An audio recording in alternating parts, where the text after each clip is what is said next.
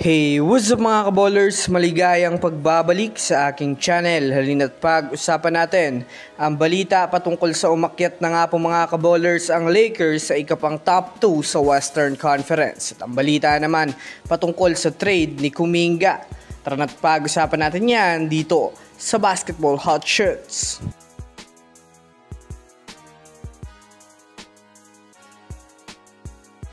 Una nga muna tayong dumako mga kaballers sa balitang umakyat na nga po ang Lakers sa pang top 2 sa Western Conference standings. Well, sa ngayon nga po mga kaballers ay marami na naman mga fans ang natutuwa dahil sa ipinakita nga ng Lakers kanina kontra sa kupunan ng San Antonio Spurs matapos talunin nila sa score na 118-116 na masasabi nga natin mga kaballers na talagang pinapakita ng Lakers na malaki ang inimprove ng kanilang kupunan ngayong season. Naging sapat nga po ang pinakitang performance ni Luka Doncic sa pagtatala ng 35 points, 9 rebounds na may kasamang 13 assists na masasabi natin na talagang dinomina niya mga kaballers ang naging laro nila kontra sa San Antonio Spurs. Sa ngayon nga po ay mayroon na nga silang record na 7-2 at kasalukuyang nailagay na nga sila sa ikapang top 2 sa Western Conference. Kahit nga mabigat ang laro ng Spurs ngayon ay hindi nga nagpadaig ang Lakers na matalo na lang sa kanilang home court mismo. Kaya dahil dyan literal na lumakas nga talaga ngayon ang Lakers kahit wala pa ang presensya ni LeBron James sa hard court. Samantala, pumunta naman tayo mga kaballers sa balita patungkol sa trade ni Jonathan Kuminga matapos ang laro nila kontra sa Sacramento Kings.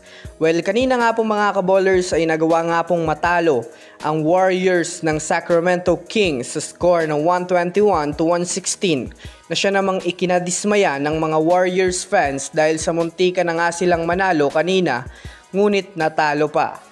Bago pa man nga po mga kaballers magsimula ang laro nila sa Kings ay naibalita na nga po na wala nga si Stephen Curry at Jimmy Butler kaya talagang aasahan natin na magkakaroon ng lakas ng loob mag-step up ang kanilang mga bench player. Pinag-uusapan nga ngayon mga kaballers ang naging performance ni Kuminga sa mga huling minuto ng laro.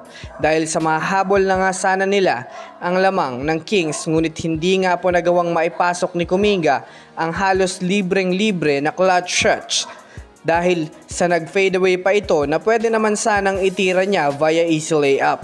Kaya naman hindi na nga naiwasan ng mga fans at mga supporters na madismaya sa naging laro kaya't nga mismong si Coach Steve Kerr ay napailing na lang sa ginawa nito. Under 12 seconds nga po nang may chance pa nga silang maibaba ang kalamangan ng Kings ngunit nagawa pa ngang magkaroon ng turnover itong si Brandon Podziemski kaya talagang ito na nga ang dahilan bakit sila diretsyong natalo. Ayon nga sa mga komento ng mga Warriors fans, galit nga silang nagkaroon ng comment sa laro ni Kuminga na mas mainam nga daw na i-trade na lang ito dahil sa mahina nga daw talaga ang basketball IQ nito. So yun lamang mga kaballers, yan lang na muna ang ating pag-uusapan sa ngayon. Pinutin na ang subscribe and hit nyo na rin ng notification bell para sa mga susunod na updates sa mundo ng basketball. Again, this is Basketball Hot Shots. Thanks for watching.